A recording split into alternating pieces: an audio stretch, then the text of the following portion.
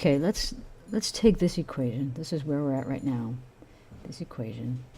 This equation supposedly should give us the distance between the centroid of the area and where the actual pressure is acting. Okay, this is actually this distance right here. They're calling Z star. All right, I'm going to rewrite that equation on the next page. Gamma IYC over PCA. Oh. So Z star equals gamma IYC over PCA. PCA is, let's just remind ourselves, is the pressure at the centroid. That is equal to rho G times the distance from the surface to the centroid. We'll call that HC. So you recall the picture looks something like this.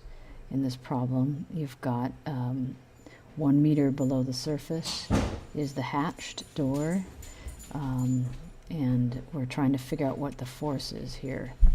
Is that right? Is this that's a problem? Actually, yeah, here we go.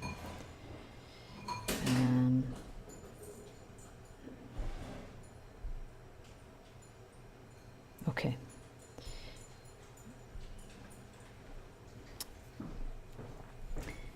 I think I was just trying to show you the equations from the book, so, or from the reference. So Z star, again, is the distance from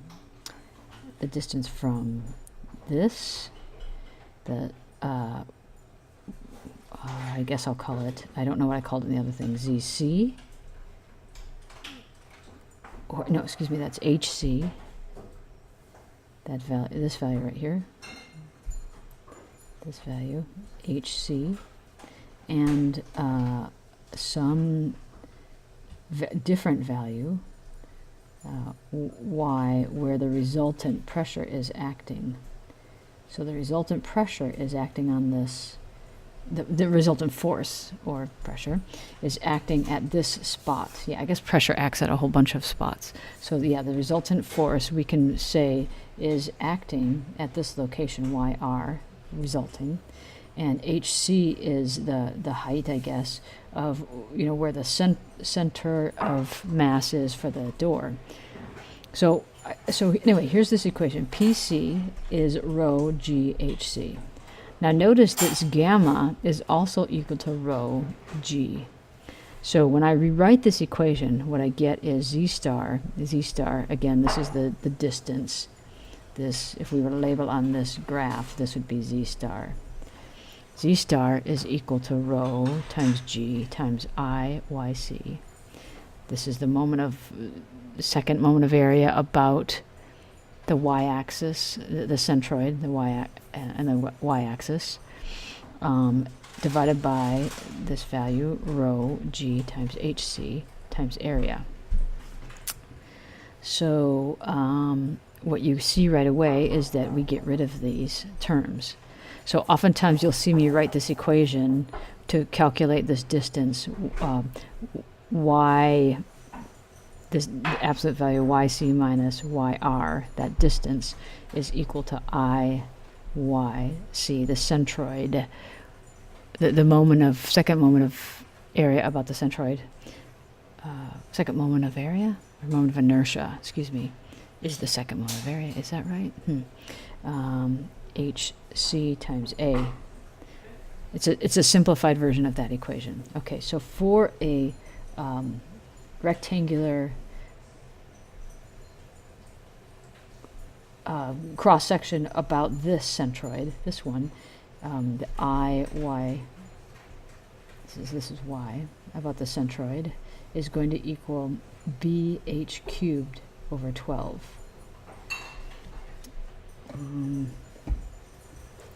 That's for bending about this y-axis.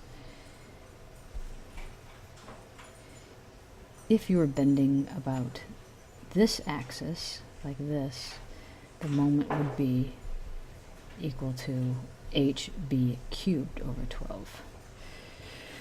Okay, so anyway, so we've got BH h cubed over 12 divided by h sub c times the area, which is b times h. So once again, there's a bunch that drops out. The b drops out. One of the h's, it drops out. So now we're left with this distance being equal to h squared, height squared, over 12 times the height at the centroid. Is that right? Okay. And then these are both going to be distances. So yes, this thing carries through. I'm just going to write it like this. I'm being a little bit lazy. H is 1 meter squared. 1 meter squared divided by 12 times HC is 1. So over here, 1 meter plus a half a meter is 1.5 meters. 12 times 1.5 is 18. Meters cancels. We have 1 meter over 18. This is about, I don't know, 0.05 something, 0.05. I'm just going to call it 0.055 because that's like 1/20th. So 1/18th is about 0.055 meters. This is, in other words, this is 5 centimeters lower than a half a meter. So half a meter is 50 centimeters, and so this is about 45 centimeters above the bottom. Great. So now we can solve our moment. We wanted to do a moment balance about this point right here. Some of the moments about that point is equal to 0. Since I have all the drawings here, let me go ahead and erase some of this stuff.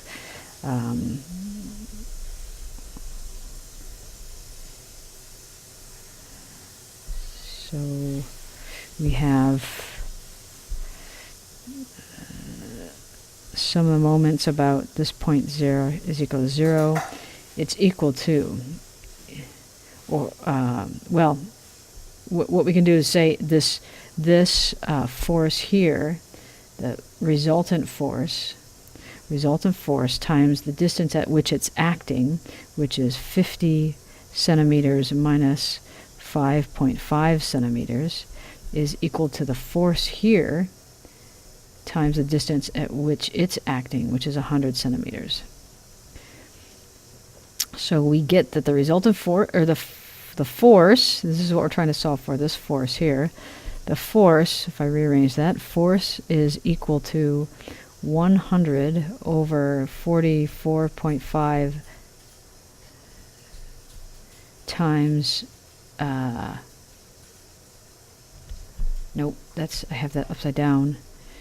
It's equal to 44.5 centimeters over 100 centimeters times R. So roughly you can see 0.46 times R equals the force. Is that right?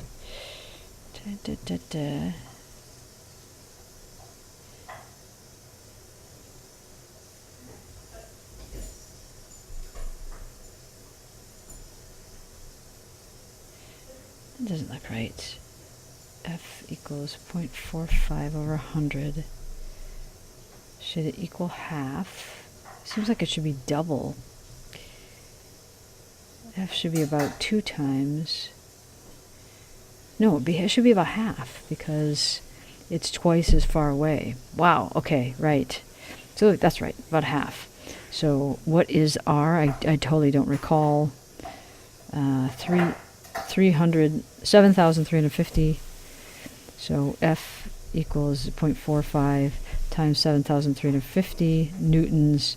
So F is about equal to 3,700 newtons, something like that. Okay, that looks about right.